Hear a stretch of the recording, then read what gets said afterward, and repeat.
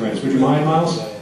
No, I think Joe. Yeah, Joe had his question. I was at the panel in November, hosted by New School, which discussed, which Chuck Suditic discussed he receiving a motherload of transcripts at The Hague, which he said showed how decisions made by President Tuđman created what he called a whiplash effect, resulting in several atrocities in Bosnia committed by Croatians. So after the panel, I asked him, I said, are you saying that had Tuđman lived, would he have been called to The Hague? And he said, quote, I can assure you he would. So I'd like to throw that to the panel, and maybe Roy or Miles would have a comment about that. Yeah, it's actually a good question, because Miles and I actually spoke about it last night. And I was at the same event, as a matter of fact. Well, I'm sure if Tuđman had lived, he would have been indicted, and but I think, as Roy also said, that it doesn't matter. It doesn't mean that he would have been found guilty. Well, I think that, frankly, we need to know what happened. You know, we need to know the inside story, and I don't know it completely about what he did. I know what I suspect happened, but I've never actually gotten the testimony. So obviously he would have been called in the way he should have been called, because he made decisions.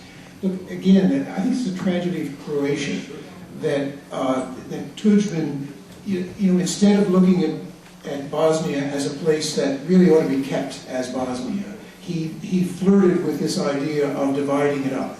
And with Milosevic, you know, of partitioning a place that could never be partitioned without immense cost. I mean, going back to the 20s and the partition of Greece, you know, or rather the expulsion of all of the Turks. You know, it's right in the Balkans. You know the history. It's such a dumb idea. Why would you want to go that way? And I always thought that the tragedy of Croatia was that if Tuđman had just been more of a statesman with regard to Bosnia, then the way Croatia could have had far more influence on the future of Bosnia. All he had to do was just say, this place should stay. We should find some way to support them. We shouldn't be cutting them off. We shouldn't be playing with Herzog Bosnia, you know, cutting the roots and things like that. If he'd taken that attitude, Croatia would really be a much more influential place right now, instead of a place that, to some degree, is in the dock. Thank you.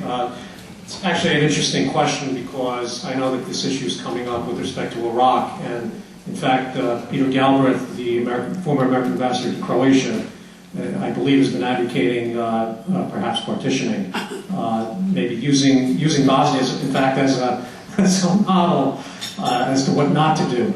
But I'm so